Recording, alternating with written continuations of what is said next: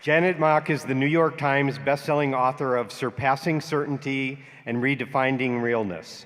Her writing has also appeared in the New York Times, the New Yorker, and Marie Claire, where she's a contributing editor. She was a featured speaker at the 2017 Women's March in Washington, D.C., and is currently a writer, producer, and director on the FX television series Pose, for which she made history as the first trans woman of color to write and direct for television. Time named her one of its 100 most influential people in the world. She was featured on Ebony's Power 100 list, and the Penn Center USA honored her with an Award of Honor during their 2017 Literary Awards.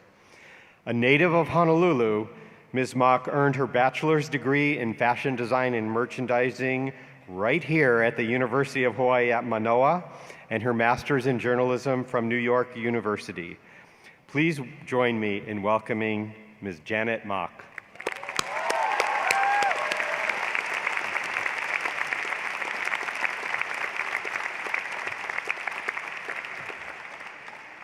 Aloha. I must begin by thanking my alma mater, the University of Hawaiʻi at Mānoa, for selecting me to return home to the island I was born, the island that raised me, the island that gave me and my mother's mother and the mother before her a sense of place, of purpose, and ancestry. It is not lost on me that many of my siblings and forebears are rarely, if ever, given a chance to be heard so loudly. It is an honor to be here with you on such a momentous day in your lives. Congratulations.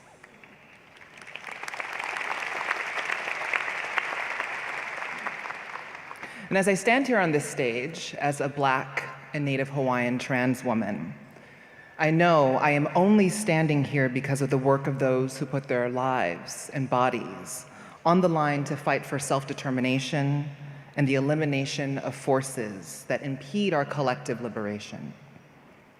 I also know that the struggle for Native people, Black people, brown people, must include Black and brown trans people, Black and brown queer people, Native trans and queer people. And I also know that our movements must remove structural inequities that prioritize some bodies, white bodies, cis bodies, able bodies, deeply pocketed bodies over others. My selection as your commencement speaker is an affirming step forward, ensuring that the truths, the words, and the experiences of those most marginalized, trans, Black, Indigenous, and female, are centered and celebrated. I wrote my memoirs, Surpassing Certainty and Redefining Realness, to center myself in ways that no other book had done before. I wrote for the girl that I once was, searching for herself on the shelves of the Kalihi Library. I hoped my writings would be the mirror she never had, letting her know that she was not alone. And this is what our stories do, right? They let us know that no matter how different, how unique, how invisibilized, misunderstood, and marginalized, that we are worthy. It wasn't easy growing up Black and Native Hawaiian and poor and trans and a girl in Kalihi, and it still isn't. Existing, struggling, and striving in this way shaped me and shaped the way that I view the world. It enabled me to see gaps in representation, rhetoric, and policy. It forced me to dream and imagine a world where those gaps are filled.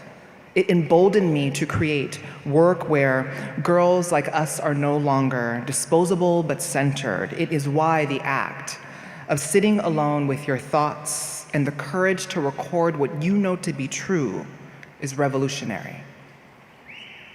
My activism began with me at my computer, telling myself my story. This seems super simple, right? But when you grow up, like I did, in a culture that is intent on silencing and erasing, shunning and shaming, marginalizing and exiling, you realize that that act is anything but simple. Writing myself onto the page, onto the shelf, onto this stage, is an act that I did not do alone. If it weren't for writers like Audre Lorde and Maya Angelou, Toni Morrison, and Zora Neale Hurston, I would not be here. If it weren't for activists like Marsha P. Johnson and Miss Major Griffin Gracie, Haunani K. Trask, and Hina Wong Kalu, I would not be here. And if it weren't for my grandmothers, I wouldn't be here. It was around my grandmother Shelley's kitchen table in Dallas where I learned about the injustices she faced as a Black woman in the South who used her hands as a seamstress to support and provide for my father and his 4 siblings. It was around my grandmother Pearl's kitchen table in Ka'aumanu housing in Kalihi where I learned about the injustices she faced as a Kanaka Maoli woman. She was the youngest of 13 who grew up in Ka'aava with a mother, Winnie Pomaikai, who never learned the colonizer's language. Instead, she resisted the colonization happening around her by choosing to only speak her people's language. Oahu was her home, her land, and it will always be, no matter who tries to stake claim to it, to something that is in fact and will never be theirs. You can applause to that.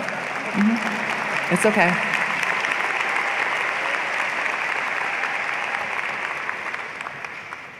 And this act of resistance lives within me, and so many of you here who joined protests and demonstration against this university's construction on Mauna Kea. Thank you for your work.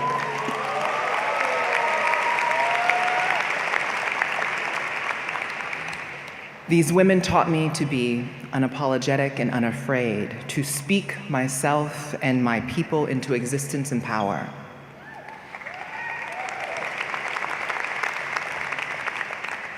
I contribute to our collective liberation by wielding my pen and my body like a weapon against racism, sexism, transphobia, homophobia, ableism, and the erasure of Black, Brown, and Native people. I truly believe that telling our stories, first to ourselves, to one another, and to the world, is a Native, radical, vital act. I first stepped forward publicly to share mine in 2011. I was born in the 1980s in Kalihi to a mother who was a teen mother with 2 sisters who were teen mothers, with a father who was addicted to drugs. I grew up the middle of 5 kids in communities plagued by poverty, low-resourced schools, drugs, and over-policing. I came of age seeing gay people on television, learning about the AIDS crisis, and witnessing firsthand the plight of my neighbors, low-income people of color, from undocumented Filipino domestic workers and Black men under heavy surveillance to indigenous Hawaiians displaced on their own land. If growing up Black and Native and poor wasn't enough, I also had my own struggles as a trans kid. As a young person, I struggled deeply and fought hard to be myself and reveal myself and express myself in a culture that mandates from the very beginning that if you're born with certain body parts, you are not allowed to be who you truly are if that expression does not align with what those around you deem normal. As a young person, I was acutely aware and uncomfortable with the fact that I was different. And I tried my best to appease my parents, my family, and my peers by hiding deeper into myself and masking my truth. Then in the 7th grade, the way I saw myself began to shift when I met my best friend, Wendy. She was a 12-year-old trans girl who had a green bob and wore short shorts and pranced around our school with her volleyball in hand as if she ruled it. Her boldness and her fearlessness to be fully herself no matter the consequence pushed me to proclaim what I only secretly acknowledged to myself, that I was a girl. My friendship with Wendy taught me that authenticity and living my truth was the only pathway, and she encouraged me to no longer present in a way that made everyone else comfortable. She urged me to present in a way that made me comfortable. So on my first day of school at Farrington High School, go Governors. Come on, come through Farrington. I strutted on campus in my tight jeans, a cropped t-shirt against dress code, and my curls bouncing, and reintroduced myself to my classmates as Janet. Relaying this now, I marvel at my teenage self, that girl with the unwavering sense of self who never let anyone's perceptions or thoughts or limitations make her doubt who she knew she was. And I believe that self-assuredness was the key to my survival, enabling me to transition through the halls of my high school despite teachers who blocked the entrance to the girls' restroom, despite those who called me by my birth name and incorrect pronouns. Despite their ignorance and intolerance, I persevered. And I left Farrington with a scholarship to this university, becoming the first in my family to go to college.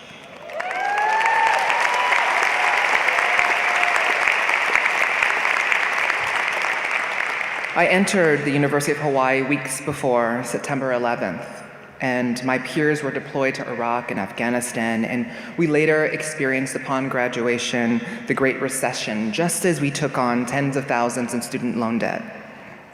We began to broadcast our lives and politics on Facebook and Twitter. We became more connected and aware and engaged in social movements, from the election of the first Black president to Arab Spring and Black Lives Matter. As a student reporter at Kaleo, I spent much of undergrad asking people questions, listening to their stories, offering them space to tell their truth.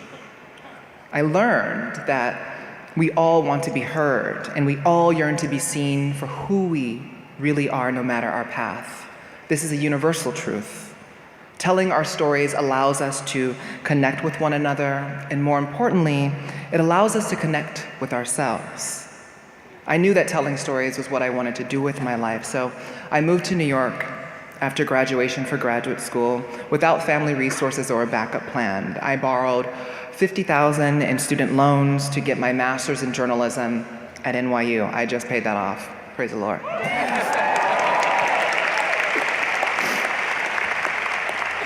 In New York, after years of, sorry, I know some of you will, that's the journey. It's going to take you a while, so buckle up, buttercup.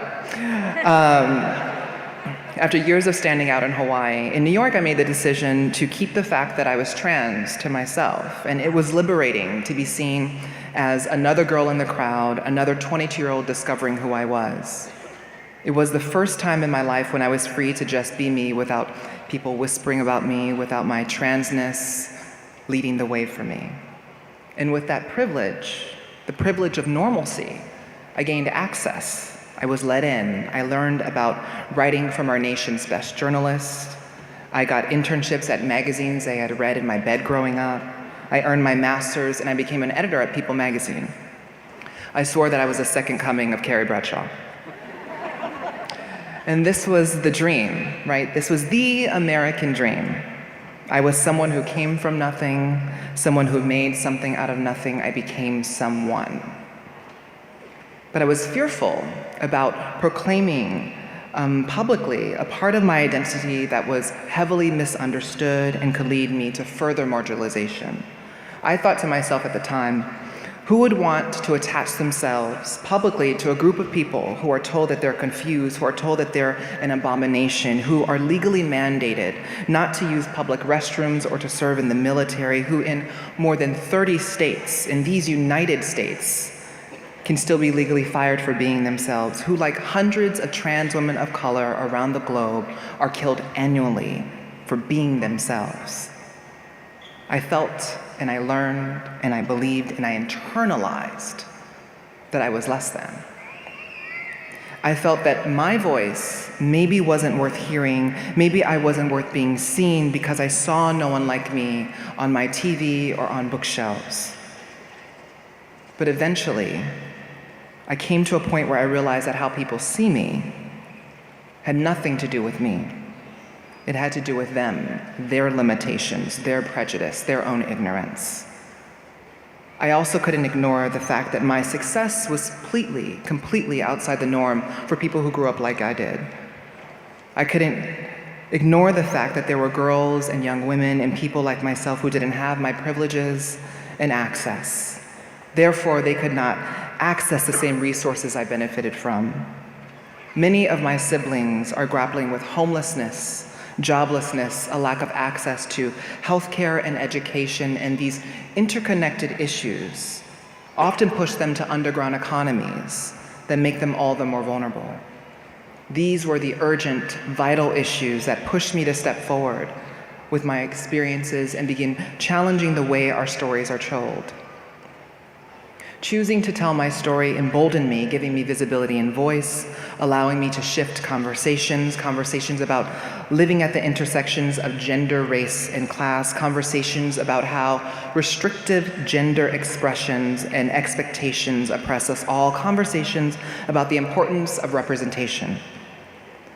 Ultimately, I yearn to champion our freedom to define and declare who we are.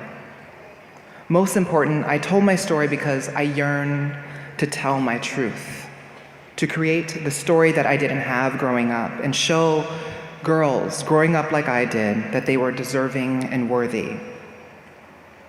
And in the world that I see, trans girls, like all girls and young people, are protected and nurtured with access to schools and restrooms, access to unbiased, knowledgeable, and affordable healthcare and housing, access to all the basic necessities we all need to better live and dream. They no longer fall in between the gaps of feminist, racial justice, and LGBT movements. They are centered because they matter. They are centered because our own liberation lies in their well-being and survival. Each of us must fight for the creation of a world where we all have the right to define our identities, express ourselves without threat, and make decisions regarding our lives and bodies without political, medical, or religious interference.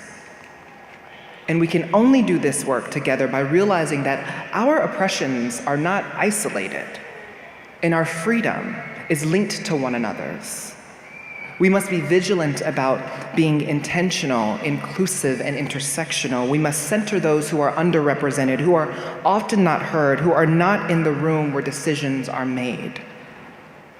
We must center those most marginalized, those who are multiracial and trans, gender nonconforming and disabled, queer and undocumented, who have families behind bars and threatened by borders, who are Native and Indigenous.